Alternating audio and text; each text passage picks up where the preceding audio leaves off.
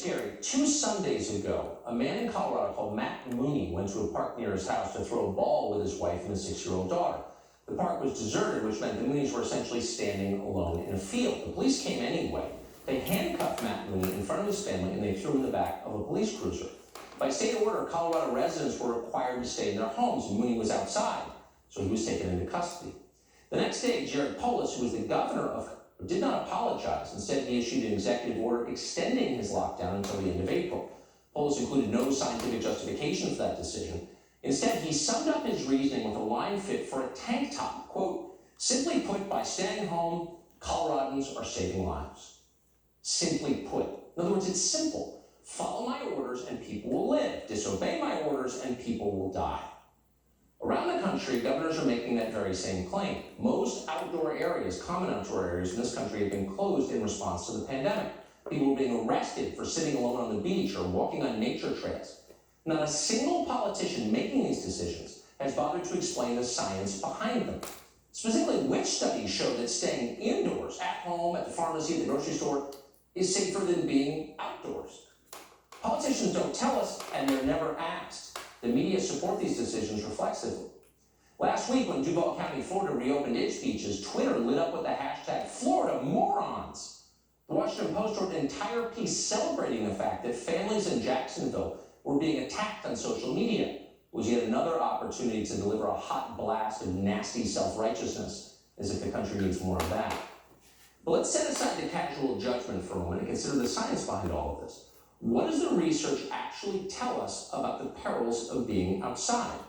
As it happened, there's quite a bit of research on that question. It turns out, and you may have guessed this already because it's very obvious, that enclosed spaces are a dangerous place to be in a pandemic. That was the conclusion of a study earlier this month in the Journal of the American Medical Association. USA Today quoted one of the authors of that study, an MIT professor. She put it this way, quote, "When one is outside with air circulation or wind, the virus is easily dispersed and less concentrated." That makes sense.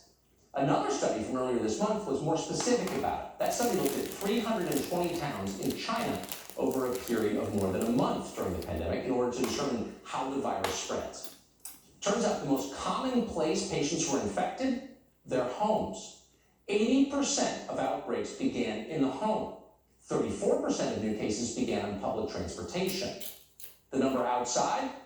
Here's the conclusion, quote, "All identified outbreaks of 3 or more cases occurred in an indoor environment, which confirms that sharing indoor space is a major infection risk," end quote. That study, by the way, is available to all. It's online. Jared Polis could read it if he bothered. Any politician could read it. They haven't. They're not interested. Stay inside, save lives. They repeat that like the vacuous bumper sticker that it is. In fact, actual science suggests the opposite is true. Being outside is far safer. It's also good for you. Researchers have consistently found that fresh air and exercise boost your immune systems, just like your grandmother claimed.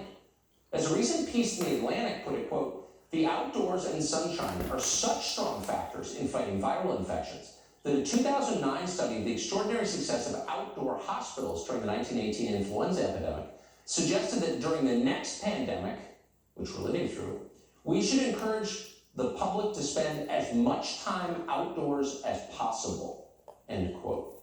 As much time outdoors as possible. Yet, as you may have noticed, our politicians are doing precisely the opposite, and is driving America to neurosis. Prescriptions for anti-anxiety medications have risen dramatically nationwide in the past 6 weeks.